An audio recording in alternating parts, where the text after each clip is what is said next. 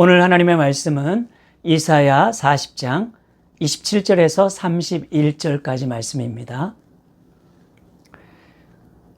야곱아 어찌하여 내가 말하며 이스라엘아 내가 이르기를 내 길은 여호와께 숨겨졌으며 내 송사는 내 하나님에게 벗어난다 하느냐. 너는 알지 못하였느냐? 듣지 못하였느냐? 영원하신 하나님 여호와 땅끝까지 창조하시는 이는 피곤하지 않으시며 곤비하지 않으시며 명철이 한이 없으시며 피곤한 자에게는 능력을 주시며 무능한 자에게는 힘을 더하시나니 소년이라도 피곤하며 곤비하며 장정이라도 넘어지며 쓰러지되 오직 여호와를 앙망하는 자는 새 힘을 얻으리니 독수리가 날개치며 올라감 같을 것이요 다른 박질하여도 곤비하지 아니하겠고 걸어가도 피곤하지 아니하리로다. 아멘. 오늘도 주의 말씀 안에서 새 힘을 얻으시고 또 소망을 누리시는 우리 모두가 되시기를 주의 이름으로 축복합니다. 오늘은 이전에 나누었던 이사야 말씀을 또 이어서 함께 여러분들과 살펴보고자 합니다.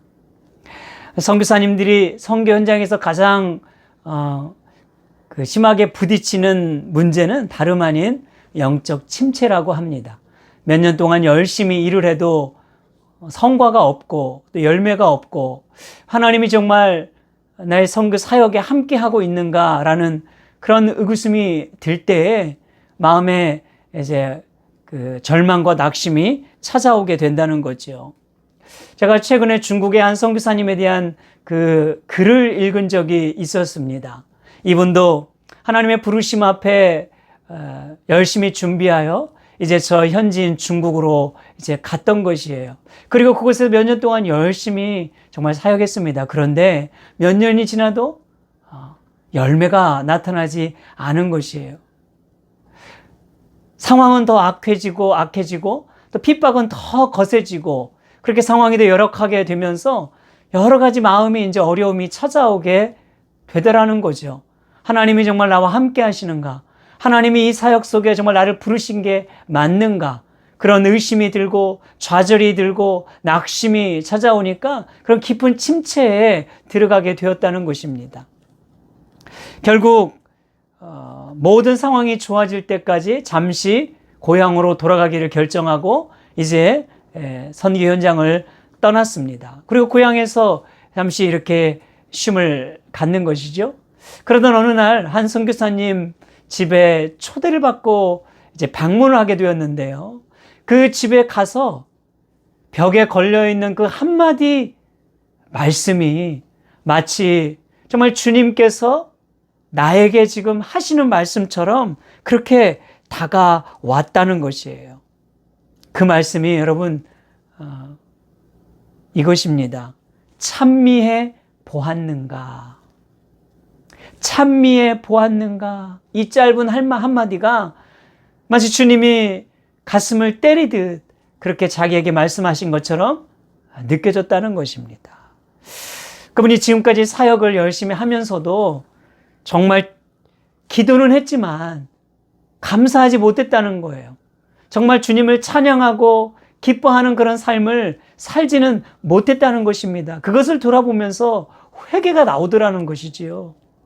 그래서 이전에는 정말 성과 업적을 위해서 기도했다면 이제는 진정 하나님과 관계를 위해서 깊이 주님 앞에 기도하게 되었고 기도가 달라진 것이죠.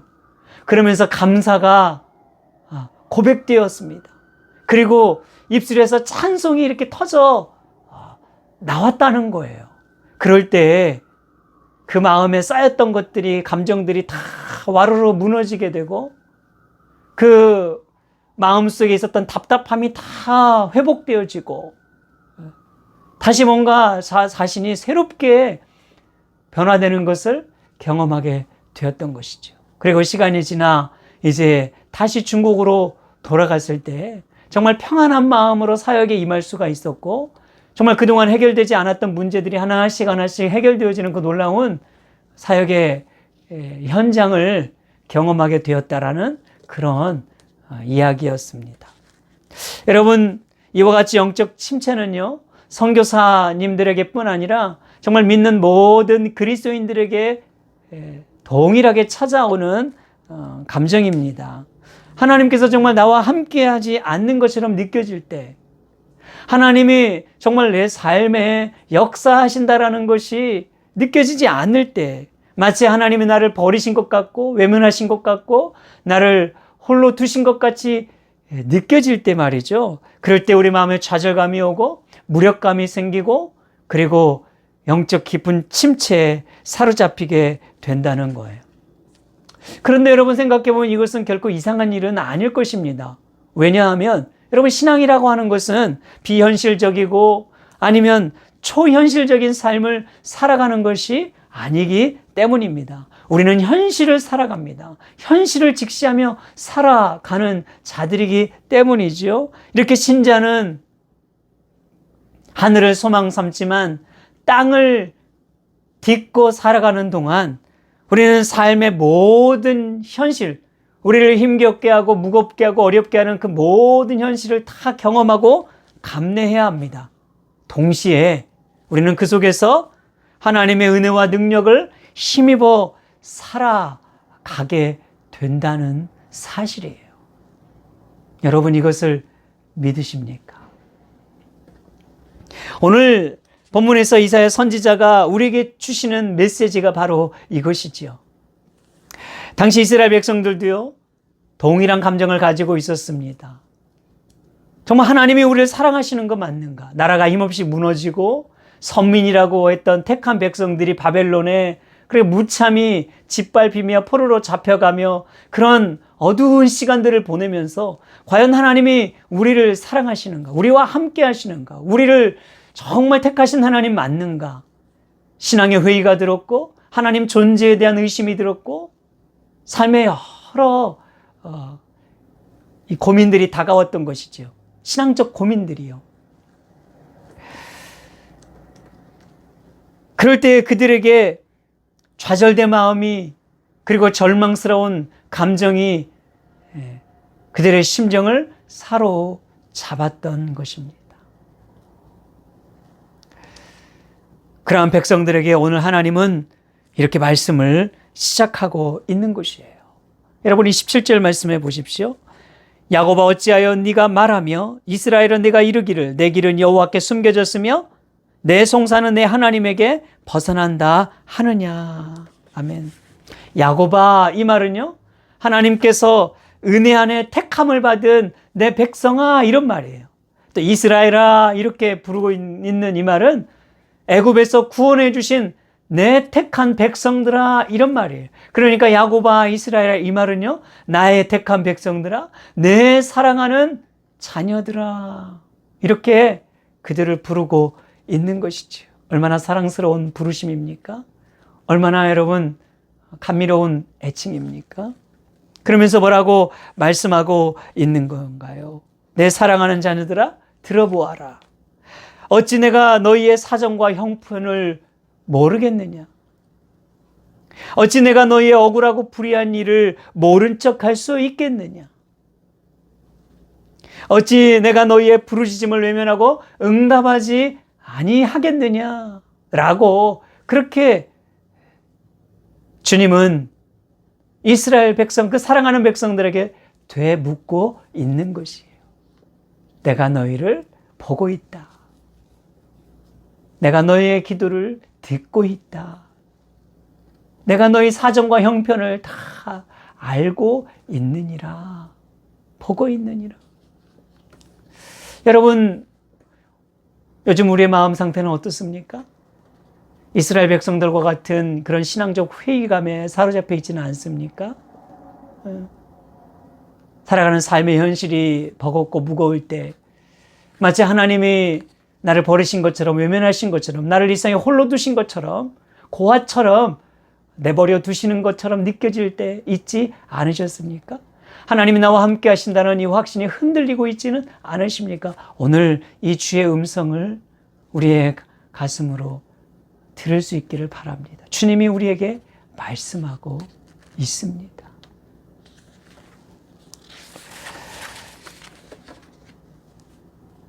어떻게 하면 우리는 좌절과 낙심을 이겨 승리하는 삶을 살 수 있을까요?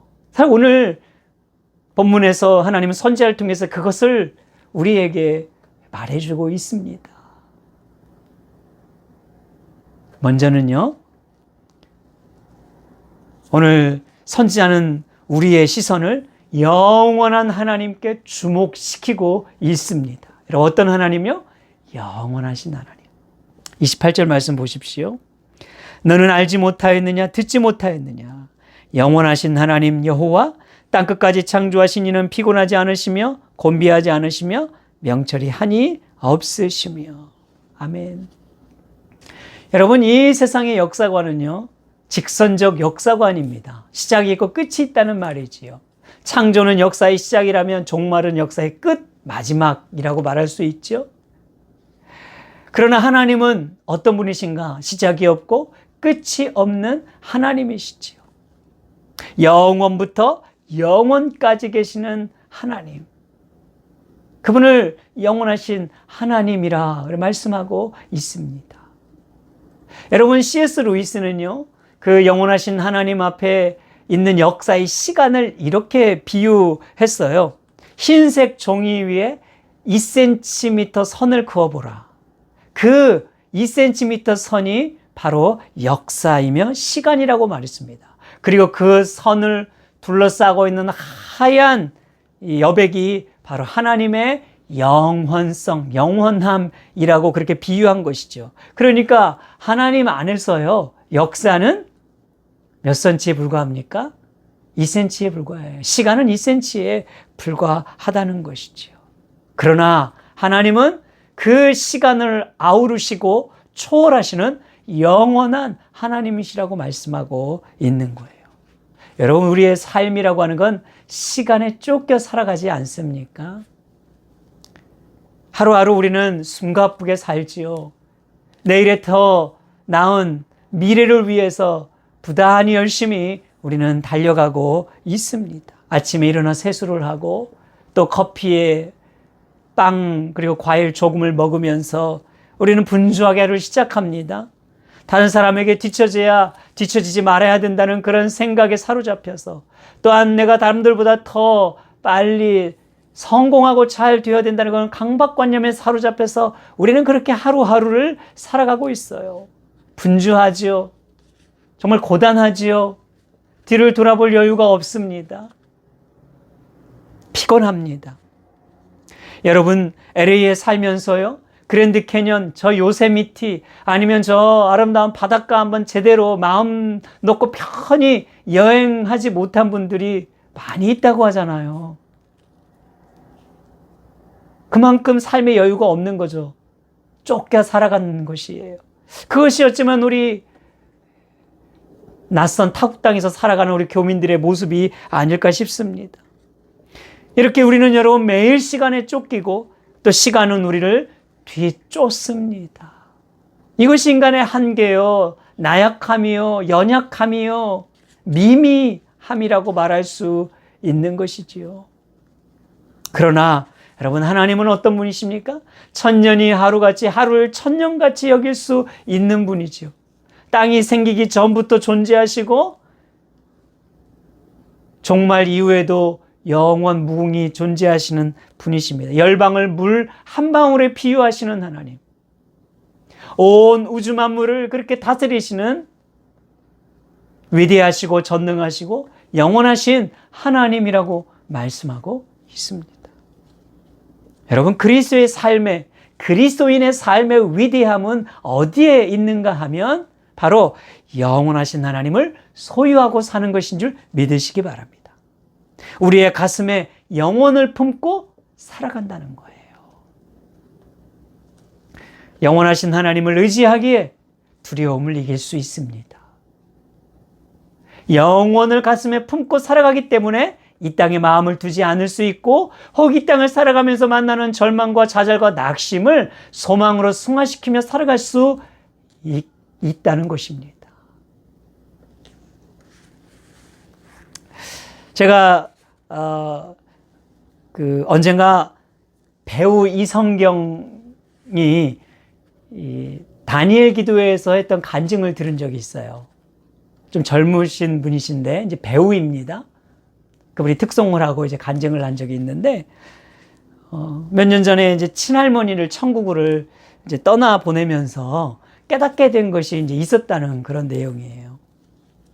그분도 인간의 인생을요 80 혹은 100으로 보면서 긴 인생이라고 생각했대요. 한 번밖에 없는 인생, 그리고 긴 인생이기 때문에 이 인생 동안 뭔가는 꼭 이루어야 한다는 그런 늘 강박관념이 있었다는 거예요. 특히나 배우니까 성공하고 싶은, 인정받고 싶은, 이름을 알리고 싶은 그런 마음들이 얼마나 더 강하게 들었겠습니까? 그러면서 늘 자신을 보면 나는 지금 뭐 하고 있는 건가? 그렇게 자괴감이 들 때가 많았다는 거예요. 그런데 그 하나님, 그 할머니죠. 친할머니를 먼저 천국으로 떠나 보내면서 자기의 삶을 다시 이렇게 생각해 보였다는 거예요. 하나님의 편에서 다시 자신의 인생을 이렇게 생각해 보니까 자기의 모든 인생이 점 하나에 불과했다는 것을 알았다는 거예요. 점 하나에 불과했다는 것을. 그렇게 길어 보였던 인생이요. 점 하나에 불과했다는 것을 깨닫게 되면서 자기를 무기력하게 만들고 자괴감을 들게 만들고 성공과 인정과 인기와 명예 이런 것들로 향한 그 마음을 가득 사로잡았던 그 모든 것들을 다 깨쳐버리고 다시 회복할 수 있었던 계기가 되었다는 거예요. 점 하나에 불과한데 뭐 2cm에 불과한데 내가 왜 그렇게 거기에 목을 메었나? 내가 왜 그렇게 보이지 않는 것들을 위해서 눌려 있었나? 그런 자신의 모습을 새롭게 발견할 수 있었다는 것입니다. 우리 할머니도 세상적으로 보면 성공하지 못했다는 거예요. 부귀영화 누리지 못했다는 겁니다. 교회를 뭐 큰 교회에 섬긴 것도 아니고 뭐 대단한 업적을 남긴 것도 아니래요. 그냥 작은 교회, 소소한 교회 섬기면서 기도하고 그렇게 예배드리고 교회를 봉사하면서 지내다가 평안하게 천국에 가신 할머니야말로 진정 승리하신 분 아니신가, 성공하신 할머니 아니셨는가 라는 것을 새롭게 깨닫게 되면서 그의 마음을 영원함에 이렇게 다시 둘 수 있었던 계기가 되었고 자기의 현실을 새롭게 받아들일 수 있는, 신앙 안에서 받아들일 수 있는 계기가 되었다는 고백입니다. 여러분 그렇습니다. 여러분 그리스도인의 삶은 영혼에 있어요. 2cm밖에 되지 않는 인생에 있지 않나요? 현실에 있는 것이 아니라 영혼에 있습니다. 여러분이 영혼을 사모하고 있습니까? 그리스도인의 마음속에는 영혼을 품고 있어야 합니다. 그 영혼을 소망하고 영원함을 주목하며 살 때 우리는 낙심하지 않을 수 있어요. 고린도후서 4장 18절 보니까 우리가 주목하는 것은 보이는 것이 아니요 보이지 않는 것이니 보이는 것은 잠깐이나 보이지 않는 것은 영원함이라. 아멘. 이어서 오늘 선지자는 하나님의 능력을 기억하라고 말하고 있습니다. 여러분 28절, 29절 보십시오. 너는 알지 못하였느냐 듣지 못하였느냐 영원하신 하나님 여호와 땅끝까지 창조하신 이는 피곤하지 않으시며 곤비하지 않으시며 명철이 한이 없으시며 피곤한 자에게는 능력을 주시며 무능한 자에게는 힘을 더하시나니. 아멘. 여러분 보십시오. 하나님은 어떤 분이십니까? 피곤하지 않습니다. 그죠? 곤비하지 않으세요. 지칠 줄 모르신다는 말이죠. 그리고 명철이 한이 없으세요. 지혜가 무궁하신 분이라는 걸 말해주고 있어요. 여러분 하나님께서 우주 만물을 다스린다고 힘이 드시는 분이 아니지요. 누구의 도움이 필요한 것도 아니에요. 하나님은 손가락 하나 까딱하면서 이 우주 만물을 다스릴 수 있는 분이십니다. 많은 사람들의 기도를 듣기 위해서 하나님이 무슨 도움이 필요한 것이 아니지요. 많은 사람들을 상담하고 조언하기 위해서 천사들의 도움이 필요하거나 무슨 사람의 도움이 필요한 것이 아니에요. 하나님은 홀로 그 수많은 사람들의 기도를 단 한 사람의 기도처럼 들으실 수 있는 분이에요. 그리고 정확하게 들으시는 분이에요. 여러분, 인간은 힘이 들면 쉬어야 하고요. 배가 고프면 먹어야 하잖아요. 그죠? 그리고 밤이 되면 잠을 자야 해요. 그래야 살아갈 수가 있어요. 에너지를 다시 재충전할 수가 있어요. 하나님이 그러신 분이십니까? 하나님도 그렇게 먹어야 하고 쉬어야 하고 잠을 청해야 되는 분이신가요? 그렇지 않지요. 시편 121편 4절 보면 이스라엘을 지키는 이는 졸지도 아니하시고 주무시지도 아니하시리로다. 졸지 아니하시고 주무시지도 아니하시는 그 하나님이 우리의 삶을 불꽃 같은 눈동자로 심장, 폐부를 살피면서 우리의 인생을 하나도 빠짐없이 과거, 현재, 미래를 통찰하시고 보시며 아시는 분이라고 말씀하고 있습니다. 그런 하나님이세요. 그분의 지혜가 얼마나 무궁합니까? 그래서 이렇게 말하잖아요. 사도 바울은 하나님의 어리석음이 사람보다 지혜롭다 그랬어요. 하나님의 약하심이 사람보다 강하니라. 그 하나님을 여러분, 우리는 다시 바라볼 수 있어야 된다는 거죠. 피곤한 자에게 능력을 주시고 무능한 자에게 힘을 더하시는 분입니다. 여러분, 피곤할지라도 하나님께 나와 예배하면요, 때로는 몸이 내 마음처럼 들지 않을지라도 그래도 주님 앞에 나와 기도하는 자에게 능력을 베풀어 주심을 믿으시기 바랍니다. 무능할지라도 여러분, 못 배웠을지라도 어리석을지라도 하나님께 나와 지혜를 구하는 자에게 지혜를 더하여 주시는 분이라는 걸 우리는 믿습니다. 여러분, 그래서 우리가 왜 예배를 그렇게 소중히 여깁니까? 왜 우리가 그래도 이렇게 말씀 앞에 나가려고 하나요? 우리가 피곤하지만 때론 그 예배 앞에 나아갔을 때 그 예배의 말씀 한 구절이, 그잖아요. 때론 찬송 부르는 찬송 가사 한 구절이, 그 기도의 한마디가 우리의 마음을 터치할 때가 있고, 우리의 마음을 눅눅이 녹일 때가 있고, 우리의 마음을 회복시킬 때가 있고, 우리에게 눈물을 주실 때가 있고, 우리를 강하게 할 때가 있고, 여러분, 우리에게 소망을 줄 때가 있기 때문인 줄 믿습니다. 그것이 예배의 능력 아닙니까? 그것이 기도의 능력 아닙니까? 누가 여러분 기도를 약하게 생각할 수 있습니까? 여러분, 그리스도인의 삶에 있어서 가장 중요한 능력이 어디에서 옵니까? 바로 하나님을 예배하고, 그죠? 그 하나님께 기도하고, 그 하나님의 말씀을 듣는 것임을 믿으시기 바랍니다. 그런 은혜가 매 주일마다 저와 여러분에게 임하기를 저는 늘 기도합니다. 하나님의 영광이 임하기를 늘 소원합니다. 그러므로 이제 선지자는 이렇게 말합니다. 하나님을 앙망해야 한다고 말하는 거예요. 여러분, 30절 보십시오. 오직 여호와를 앙망하는 자는 새 힘을 얻으리니. 우리의 시선을 영혼에 주목시키고, 그리고 하나님의 그 능력을 기억하라고 하면서 그 하나님을 앙망하라. 그리하면 새 힘을 줄 것이다 라고 말씀하고 있는 거예요. 앙망하다, 이 말은요, 기다린다, 소망을 삼는다, 그리고 의지한다, 이런 말이에요. 여호와를 기다리는 자, 여호와께 소망을 두는 자, 여호와를 의지하는 자, 이런 말이죠. 이 말을 가장 잘 표현하는 말이 아마 저는 시편 130편 5절과 7절이 아닐까 싶은데 들어보십시오. 나 곧 내 영혼은 여호와를 기다리며 나는 주의 말씀을 바라는도다. 파수꾼이 아침을 기다림보다 내 영혼이 주를 더 기다리나니 참으로 파수꾼이 아침을 기다림보다 더 하도다. 이스라엘아, 여호와를 바랄지어다. 여호와께서는 인자하심과 풍성한 속량이 있음이라. 아멘.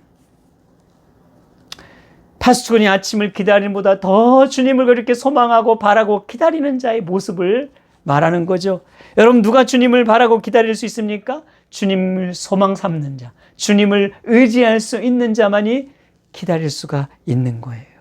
그렇게 주님을 기다리고 소망 삼는 자에게 뭐 한다고요? 새 힘을 주시리라. 새 힘을 얻으리니. 여러분, 믿으십니까? 오늘 우리가 주님을 의지할 때, 오늘 우리가 주님께 소망을 둘 때, 오늘 우리가 다시 주님께 간구할 때 주님이 우리에게 새 힘을 공급해 주십니다. 어떤 새 힘? 어떤 새 힘? 31절. 독수리가 날개치며 올라감 같을 것이요 다른 박질하여도 곤비하지 아니하겠고 걸어가도 피곤하지 아니하리로다. 여러분 믿으십니까? 독수리가 날개치며 올라감 같은 새 힘. 소년이라도 피곤하고 곤비하고 장정이라도 넘어지고 쓰러질 수 있지만 그러나 주를 앙망하는 자에게는 다른 박질하여도 곤비하지 않고 걸어가도 피곤치 아니하는 이 새 힘을 주심을 믿으시기 바랍니다. 여러분 모든 성도들은요 달려갈 길이 있어요. 우리에게는 모두 다 주어진 길이 있잖아요. 사도 바울은 그것을 뭐라고 말합니까? 하늘나라 표대를 향하는 길이고 그리고 하나님의 부르심의 그 부름의 상을 향하여 가는 길이라고 그렇게 말했어요. 이 달려갈 길을 마친 후에 생명의 면류관, 영광의 면류관을 얻게 된다고 말씀했습니다. 여러분 우리는 이 길을 가야 합니다. 이 길은 아마 평생 가야 될 길이에요. 그렇기 때문에 여러분 1등으로 갈 필요가 없어요. 여러분 믿음의 길은 1등을 요구하지 않아요. 완주하면 돼요. 주님은 1등을 원하는 것이 아니라 완주하는 것을 원하기 때문입니다. 그런데 어떻게 우리가 이 길을 완주하고 마칠 수 있을까요? 여러분 많은 믿음의 선배들을 보십시오. 많은 사람들이 이 길을 가다가 다 포기했고 그리고 그 길을 가다가 실패했고 주님을 떠나버린 적이 많아요. 세상적 유혹 앞에 쾌락과 향락과 정욕과 명예 앞에 돈 앞에 재물 앞에 고난을 만나면서 시련을 당하면서 많은 사람들이 그렇게 실패했다는 것이죠. 배교해버렸어요. 그렇기 때문에 여러분 이 길은 결코 우리 힘으로 갈 수 있는 길이 아니에요. 우리 능력으로 할 수 없는 길입니다. 지식이 많다고 지혜가 뛰어나다고 경험이 많다고 완주할 수 있는 길이 아니라는 거예요. 이 신앙의 길, 이 믿음의 길은 오직 여호와를 앙망하는 자만이 갈 수 있는 길인 줄 믿으시기 바랍니다. 주님께 새 힘을 얻는 자, 주님께 지혜를 얻는 자, 주님께 용기를 갖는 자, 주님께 소망을 두는 자만이 이 길을 완주할 수 있고 이 길을 끝까지 감내할 수 있게 된다는 것입니다. 말씀했습니다. 여러분 우리의 마음이 우리의 삶의 모습은 어떻습니까? 일상에 지쳐 낙심하고 있지 않습니까? 예상치 않은 시련이나 어려움 때문에 지금 마음이 곤고하고 힘들지는 않습니까? 마음이 답답하고 힘에 겹지는 않습니까? 지치고 피곤해 있지는 않습니까? 주여, 여러분 오늘 이 여호와를 앙망하는 그 은혜가 있기를 바랍니다. 여호와께 소망을 두십시오. 다시 여호와를 의지하십시오. 그 주님을 기다리고 바라십시오. 주님께서 우리에게 새 힘을 공급해 주시리라 믿습니다. 기도합시다. 하나님 아버지, 오직 여호와를 앙망하는 자에게 새 힘을 주시는 주님을 믿습니다. 그 새 힘 다시 우리에게 공급하소서. 우리 심령 위에 주를 바라는 자들에게 다시 부어 주셔서 이 믿음의 길, 표대를 향하는 이 길 마지막까지 잘 감내하고 완주하여 영광의 면류관을 얻을 수 있도록 도와주시옵소서. 예수님의 이름으로 기도하옵나이다. 아멘.